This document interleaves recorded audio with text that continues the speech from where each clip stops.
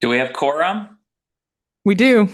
Wait, So it's now 5:31 and it is August 13th, and I'm calling to order this regular meeting of the Deschutes County Planning Commission. Our first item on the agenda is approval of minutes from July 9th and July 23rd. Is there a motion for the minutes? yeah, I was I was in attendance both meetings, either virtually or in person, and would move to approve each of them individually, so those who may not have been in attendance can abstain vote. Okay, so let's do July 9th first. Is there a second? yep, I second. Okay, so all in favor say aye. Aye.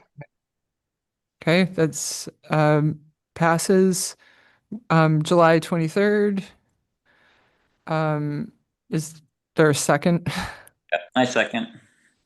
Okay. Um, all in favor say aye. Aye. Aye.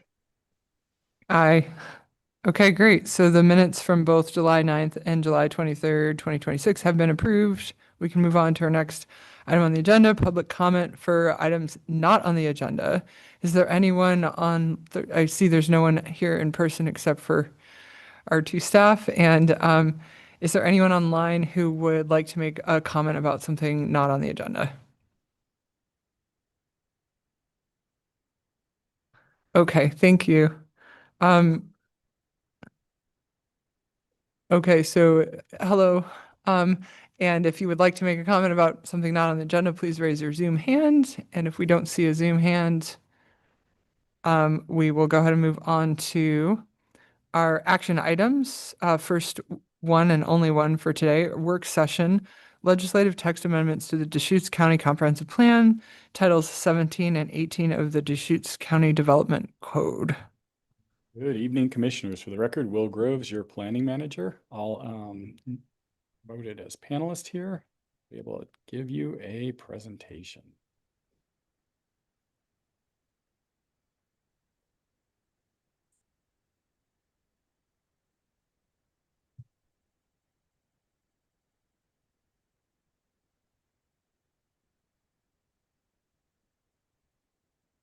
And I am presenting for Kyle Collins, who is in Hawaii at this point. So I appreciate your patience as I'm going to read his slides to you mostly. So this is a work session for an upcoming hearing at your next regular session on I think it's the 27th for Sisters Legislative Text and Comprehensive Plan Amendments. Those are files number 24726, 439 PA, and 441, the applicant being the City of Sisters. Record materials project website are available at https://www.deschutescounty.gov Sisters zoning amendments, all one word. Here's an overview. So what we've got for you tonight in work session is legislative text amendments to the Deschutes County Comprehensive Plan and Titles 17 and 18 of the Deschutes County Development Code. And comprehensive plan, as you're well aware, designations control zoning districts which can apply to properties. And the proposed amendments would update a list of applicable zones allowed under the Sisters Urban Growth Area Plan designation. So we're going to talk a lot tonight about plan designations and the zoning designations that come from them. So again, comprehensive plan designations are your starting point from which you get zoning districts, and then within those there are development standards particular to properties and uses. For example, a rural residential exception area is a comprehensive plan standard that is implemented by the rural residential zone. And that rural residential zone may in turn be modified by combining zones, such as a landscape management combining zone, wildlife area, surface mining impact area. And this in turn lets a property owner understand the allowed uses, minimum lot size, setbacks, etc. And these are all zones in Title 18. So that in the Sisters Urban Growth Area Comprehensive Plan, there's currently the Urban Area Reserve Zone, UIR 10, the Floodplain Zone, FP, and the Airport Overlay Zones. And these are all zones governed by DCC Title 21 that's specific to the Sisters Urban Growth Area. So statewide planning goal 5 covers natural resources, scenic and historic areas, and open spaces. And it requires jurisdictions to inventory significant goal 5 resources and establish protection standards for those resources, balanced against other relevant priorities. So local protection standards are implemented primarily by the zoning code. So in Title 18, this contains effectively all of the zoning districts and standards which protect these goal 5 inventories. In Title 21, the Sisters Urban Area Zoning Ordinance, it has effectively none of these zoning districts or standards which protect the Goal 5 resources. This came up in our discussion of another application. We'll talk about that. Under the current framework, it appears that the application of the Sisters Urban Growth Area Plan designation would serve as a de facto repeal of the Goal 5 resource protections for affected properties. So properties coming into the Sisters UGB, should that be approved through separate amendment, which you've already heard some about, if they come into there, they would at that point lose their Goal 5 protections. So river setbacks, river habitat protections, wetland protections, things like that, unintentionally would evaporate. And that's not allowed under the state system as best we can tell. So this is a chart showing that same thing. Again, at the top, the comprehensive plan designations, the zoning codes, and the protections or lack thereof.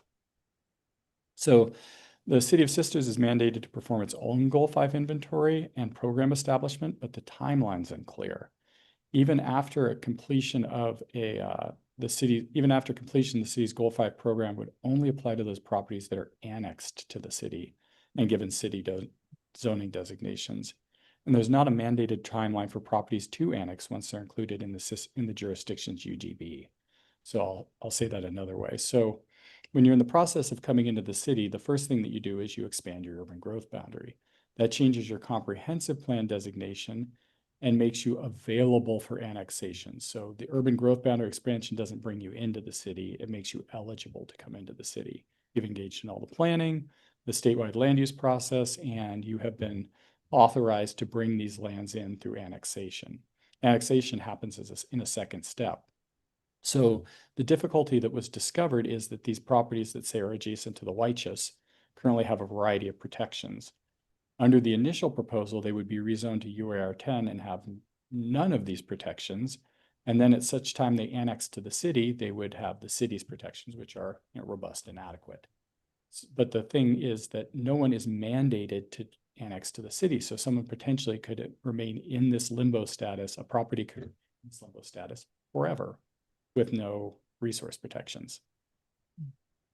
So the proposal seeks to allow certain DCC Title 18 zones to remain as viable zones for properties within the Sisters Urban Growth Area Plan designation. So the concept here is instead of there just being UAR 10, you can just stay in the zone you were in. And that will be the zone that holds you until you have annexation with all of the protections and apples to apples requirements, obligations, and resource protections. There's also a proposed Title 17 amendment, and that has to do with land divisions for properties that have come in with the City of Sisters UGB. And it changes whose code regulates those land divisions. So it would switch it over to the City of Sisters as the land division code for these properties that are waiting to come into the city. And this was something we picked up from the City of Bend. They had done this previously with one of their urban growth boundary expansions. And they said, look, we want to make sure that as people are dividing properties in this area that we intend to be part of the city, that they're not creating infrastructure problems. So we want to be able to operate our code to ensure that we get proper road continuity and other things like that. And this is intended to prevent land divisions. Oh, I just explained this, and it's modeled on the City of Bend. So let's talk about some other things that are happening at the same time. Two other legislative matters have some relationship. Of course, the city's urban growth boundary amendment. That one is, as best we can tell, is contingent on this one happening first. So first, the notion is first the rules would be amended to allow the existing zones to be used as the urbanizable zones, and then they would be brought into the Sisters UGB if approved. At the same time, there are amendments required to DCC Title I. Again, this is the Sisters Urban Area Zoning Ordinance. And so there's some patches going on there, and that goes through a different legislative process and passes through the city. So that's not in front of you here today.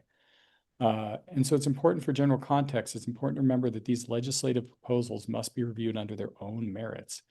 or compliance with the standards of the code, the comp plan, and any other standards. So it may be possible that you and ultimately the board recommend and approve these applications, and the City of Sisters urban growth boundary might not be ultimately approved. So this has to be considered under the context that it needs to stand alone and not be seen exclusively as a package deal with the City of Sisters. That said, in staff's opinion, and we can talk more about this, this is something that requires some sort of fix, and at least at the outset, this seems like a plausible one. But there's some uncertainties. There's numerous matters of first impression that are raised by the proposal that don't have precedent in county findings, case law, or state statute language. Deschutes County is unusual in the Goal 5 protections that we put in place. Many counties don't have the same level of additive wetland protections, wildlife protections, scenic corridor protections that go beyond the state minimums. So this is we're a little bit unusual and finicky in this regard. Public and agency comments. So we got a comment from our transportation planner who reviewed it and said that this appears to comply. No problems there. No other public comments to date. Next steps. So public hearing coming up at your next regularly scheduled meeting. Record materials are available, and Kyle Collins will be back from Hawaii hopefully then. And I'm available for any questions. Are there any questions? I have questions. Yeah. So when reading this and reading about how there's really no, my understanding is this is sort of a gray area. There's really no legal precedent for what the request is. Why is this coming to the Planning Commission and not straight to the Board of County Commissioners Because it's or a great question. or a hearings officer? So this is because, so matters that that are land use, so this is one, including, this is changing the rules. Mhm. So changing the rules go down one of a couple paths. If it is property specific, so it affects either an individual property or a small class of properties, and there's some case law about how you select that. We'll talk about that probably later in the year. It's the difference between quasi-judicial and legislative amendments. You know, the quasi-judicial ones, small set of properties, those can go to a hearings officer. Any other rule changes have to come through the Planning Commission, either by hearing or by the review that we used recently for another matter, and then they proceed on to the board. So because the Planning Commission is the citizen involvement body of Deschutes County, this is an extra opportunity for both you as our citizen experts and volunteers, thank you very much, to sniff this over and let us know if it's a good idea, and also allow, you know, this initial round of hearings so that by the time that it gets to the board, it's well formed and vetted in some ways. So the valuable part of the process, but at most, if the board declared this in need of severe expediting, they can bring it through you as a review without a formal hearing. And as we did in that previous example, have a recommendation rather than a vote. Thank you. Commissioner Williams? So, Will, thank you for that. And I have read the packet a few different times, and each time I get a little bit different takeaway from it. So what I would like to do is just, this is what I'm thinking. Okay, so right now all the county land has a Goal 5 endeavor.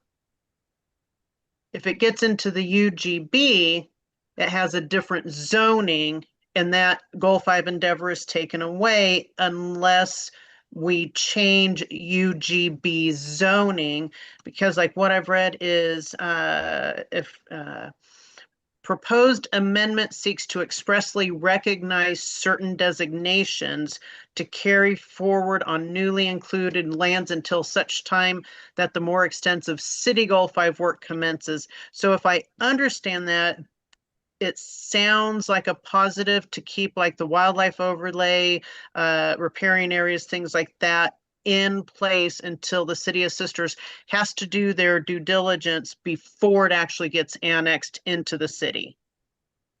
Gold star, this is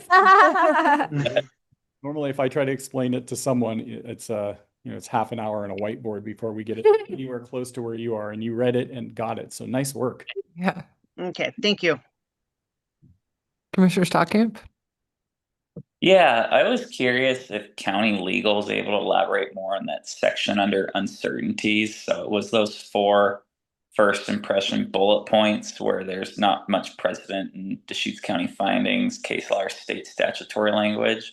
I mean, I have a specific one that intrigues me most, but I was just curious if tonight's the night for county legal to share, if that would more so be on the 27th. So, Great question, and that would definitely be at the hearing. So okay, hopefully- gotcha.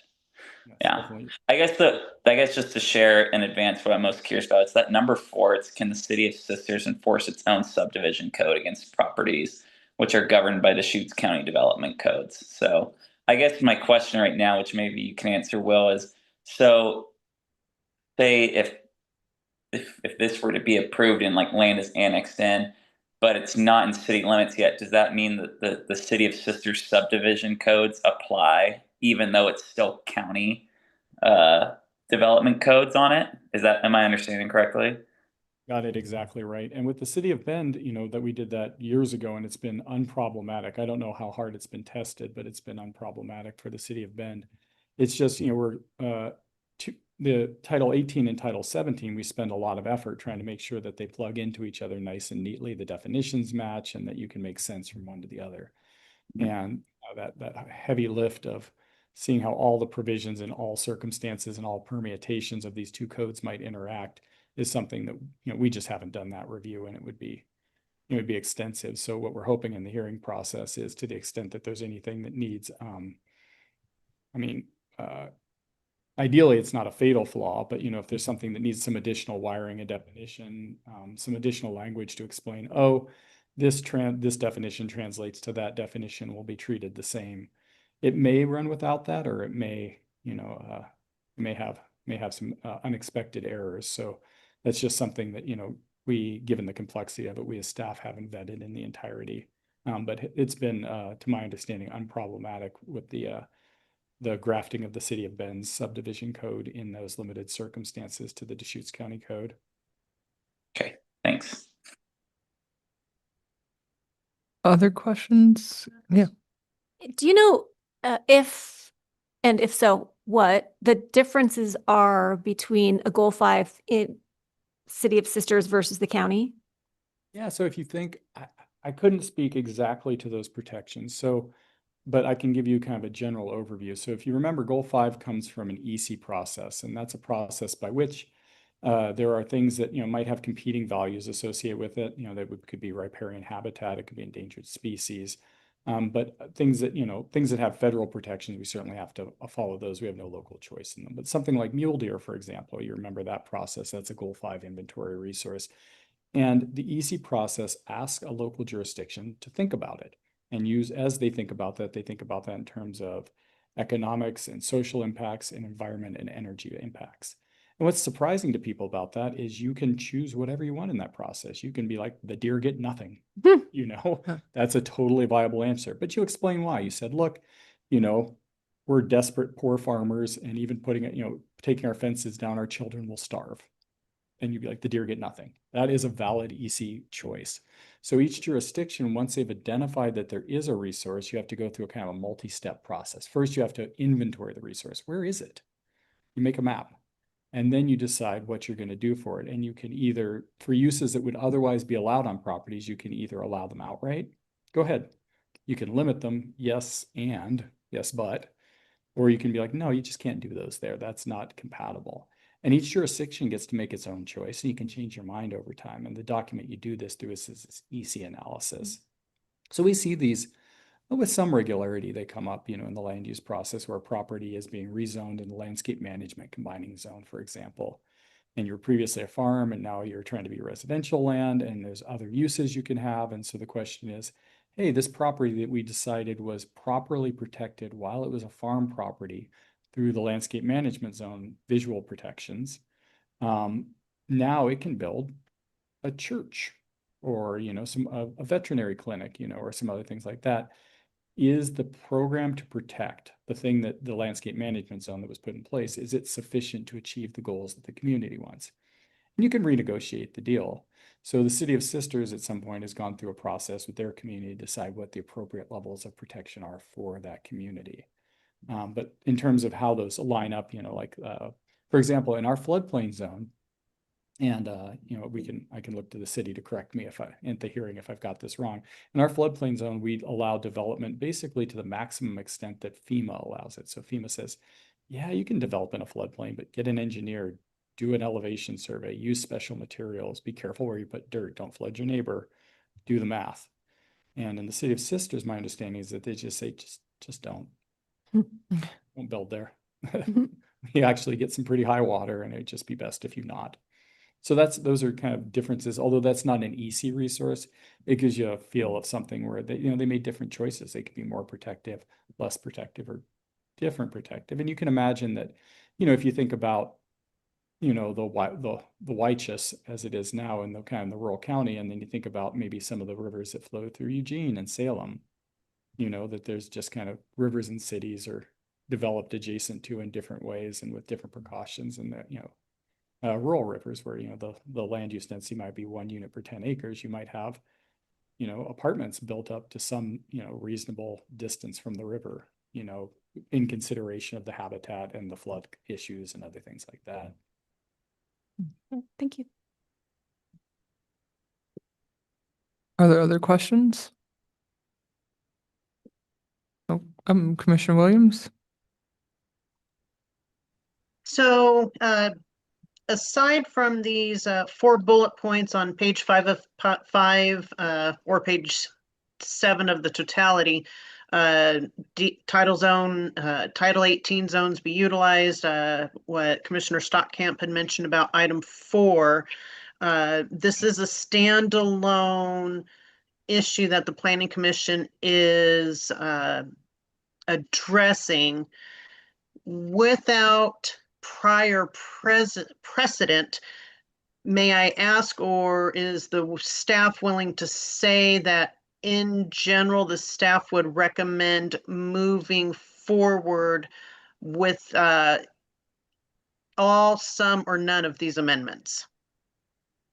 I think, like you, that this seems plausible to us. Well, let's talk about this broadly, and I can't speak for the commissioners or for you in this regard. Generally speaking, assuming that something is legal and broadly sane, counties have generally been pretty permissive about cities expanding their urban growth boundary and said, hey, that's your city, your citizens vote on it and kind of decide how that's going to work, has been generally the approach. In this case, we're trying to move a lot of pieces at once. And so it'll be interesting to hear at the hearing. I think you're going to see a robust turnout for the hearing on the 27th. And I think it will be interesting to hear, attorneys on both sides of the matter dig into the issues. I think that there'll be some things that we expected to hear about and some things we didn't expect to hear about, and we're going to learn a lot. So I come into it with an open mind. This is a problem that should be solved. Cities do need to be able to expand in the face of Goal 5 resources. I don't think it's anybody's intention that as soon as you put up county protection on lands that it never can be part of a city. So that much seems pretty obvious to me. But is this the particular package as implemented to get there? That's really going to be the topic of the hearing. And we've worked extensively with the City of Sisters. At this point, staff has no giant red flags to wave. Some questions, but we'll be interested to see how the hearing plays out and the process going forward. That's a really helpful summary to kind of help us get our heads around, like, what are the decision points here that we should be like orienting ourselves to, thinking like, is this the package? Like, not so much should we have something like this, but exactly what goes in it makes sense to think about. Yeah, and I think it's a relatively difficult question because the secret question that you want to know the answer to is when there's this thing called in old engineering language called a smoke test. When people would build circuit boards and things like that, you turn it on to see if it smokes. And, and if it does, you're like, whoops, didn't do that right. And in this case, there's not really a good way to smoke test this. We've done all the kind of the theoretical analysis that we can, but a lot of these things work pretty different in live fire exercises when there's clever lawyers on both sides and a lot of money to be made or lost for the people participating in development processes. So it's been checked over to the possible level of diligence, and at the same time it may produce strange results when it's when it's turned on the first time. So in some ways, the hearing is a smoke test to see Yeah. what people, Yeah, you get other people from different angles to take a look at it and, yeah. yeah, this is gonna work, or no, this can't possibly, or yes, and it needs a fix right here. Yeah, well, hopefully anyone listening or listening to the recording later, maybe that's helpful for people to think about too as they bring their testimony. You know, like what are we potentially missing or what hasn't been thought of? And that everyone is really open to these ideas right now because of what you just said. Like you guys have done everything you can in terms of hypothetical analyses, but that doesn't mean you've thought of everything. So that's a really helpful approach. Commissioner Williams? One last comment question. So with the public hearing, we're going to be hearing from different players. So there's a possibility that the amendments to 17 and 18 could maybe be re-amended before being approved. Yeah, that's Like tweaking the verbiage. definitely. I anticipate that that's almost inevitable. And one of the things that may be in front of the Planning Commission is a question if you want to basically set some sort of clause in, you've got three things moving simultaneously. You've got the Sisters Urban Growth Boundary Amendment, you've got these amendments, and you've got the Title 21 provisions that are moving through the City of Sisters process, but will come back before the board. And so one thing that would be tricky to implement, but might be beneficial, is setting some sort of clause that if one falls, they all fall. That you would say, look, we've managed to think about how these particular amendments interact, but we haven't thought about how all possible amendments might interact with this, and we're not, you might be ready to say yes to this cluster, but not, some other thing in the abstract. And that may or may not be something that can be set up legally, and it may or may not be something that's desirable. So let's say, one scenario, and I think you've heard about this, I don't think I'm extrapolating here, is that, there are parties to the City of Sisters urban growth boundary expansion who missed the bus. Properties that wanted in and weren't ready and didn't get in. In the event that, let's say, all of these amendments fail, and they come back and they say, yeah, let's do this again, either with the same properties or with different properties, we'll make another go at it.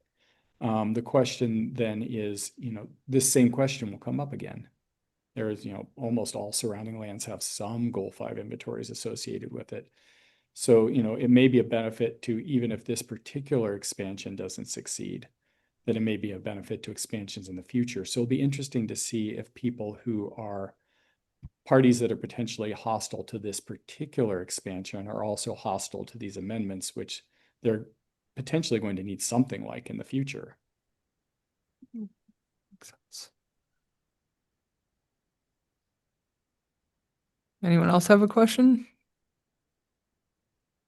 I mean, I'll just comment. I think this work session has been really helpful because I was like, yeah, I feel clear now. So that's good. Kyle's excellent presentation. Thank you, Kyle. No, those were good responses to the questions. Okay, well, if there's no other questions, then we can move on to Planning Commission and staff comments. Yeah, thank you. So we have Board of County Commissioners has a lot of stuff on their agenda here through the end of the year. Plan amendments, zone changes, remands, the comprehensive plan. Board voted 2-1 to implement the fix that we brought before you as a work session. And so first reading coming up next week. And then after that, more plan amendments and zone changes. Second reading of the comp plan, assuming it proceeds. And then finally, Tanya, remember, came through here with private burial grounds, looking for a date to bring that before the board. Coming up for the Planning Commission, really the next big thing is August 27th, and you've got a double header that night with both the return of the Sisters Urban Growth Boundary Amendment as well as this amendment that we did a work session on this evening. We haven't scheduled out further from that, but you can imagine that there's the potential for continued hearings, open records, post-hearing periods, deliberations. I can't believe we're doing both. And then coming in behind those, Kind of for the remainder of the year, the big things that are on my mind, DLCD did a rulemaking to create a new type of Goal 5 cultural resource called a cultural landscape, and it's a way to improve interactions with the federally recognized tribes in terms of notice and interactions, and give some opportunity for jurisdictions who want to maybe protect important landscapes or historic sites for neighboring tribes through a statewide process. So that is something that we're working on, and hopefully going to bring at least some portion of that forward before the end of the year. The other one that's really got our attention right now is farm stores. We talked about the legislature added beyond farm stands the possibility for farm stores that have for certain farms significant additional economic opportunity, and one that isn't as directly tied to the agricultural production of the property, but more openness. This has been a persistent problem with farm stands. People want to sell a turnip, but then they want to sell a turnip t-shirt, and then they want to have a turnip festival, and they want to have a band play at the turnip festival real loud until midnight. So all these things have to be figured out, and farm stores comes with all of these. And I think there's going to be a real pressure for you and the community to decide, are these really a store, and thus should be subject to the extent of the law to all the things that, a commercial enterprise, you're going to open a McDonald's, the parking, all this health and safety stuff. There are some sideboards in state law that prevent kind of a full site plan review that we would normally do for a normal commercial operation. Or is this closer to farm stands where it's like, this is a lemonade stand. Why are you making it tough for people who are trying to, who are having a hard time anyways? So you're going to see that come through. And even at this moment, staff's trying to figure out what a balance to bring to you in terms of at least initiating that discussion looks like. So very interesting and keeping us busy. Terrebonne. Commissioner Kelly was up with us in Terrebonne, and we had a great turnout. I thought we were going to have a relatively weak turnout. The Terrebonne Community School was closed for HVAC repairs, and so rather than canceling the meeting for months, we had it in North Redmond, and we got about 30 people to come out. Lots of dots on poster boards and lots of community engagement, lots of good conversations. We got a grant from DLCD and brought sandwiches. Sandwiches were eaten, and generally good vibes and good impact information from the community. Really, Tanya will come back to you with a community engagement report associated with that. But spoilers is continued messaging that they like their small town, and they're not looking to. They don't want a Fred Meyer. Nothing against Fred Meyer personally, but they're not looking for a larger store. They're not looking for intense development, and it ranges from people being tolerant of some additional development to people being really like, it's perfect the way it is. So some really good community engagement there.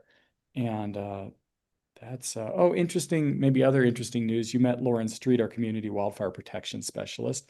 As she advanced, we're in the process of trying to hire for her replacement at her previous desk. We got 92 candidates for that application, and got down to 5 through a series of interviews that we're talking to on Friday and Monday, and we've got some good people. I'm excited. Let's see what else is going on. Remember, Peter was talking about the DLCD enforcement petition. This is where Landwatch and Thousand Friends of Oregon had approached the LCDC, our state land use big sibling, and it said we were doing it wrong. And so that went through a process where LCDC said, let's let a hearings officer hear a case about this. And there's significant legal maneuvering going on right now in association with that. Ultimately, a variety of parties, not just the county and Thousand Friends and Landwatch, but a variety of parties who've jumped on that case, will argue about plan amendment zone changes, as well as there's a secondary issue about non-farm dwellings, and there'll be some discussion of, hey, is Deschutes County doing it wrong? And in 1992, we went through a similar process, and the state concluded, yes, we were doing it wrong. And boy, we were. This time, I think it's a much closer question. There's a lot of state law. There's a lot of moving targets, and it'll be interesting to see what conclusions, if any, come out of that. I mean, certainly we're always trying to do our best and stay in line with state law. And as you probably have watched, there's a lot of disagreement and a lot of money to be made disagreeing about what state law means. So that's a a vigorous topic. Any questions for me this evening?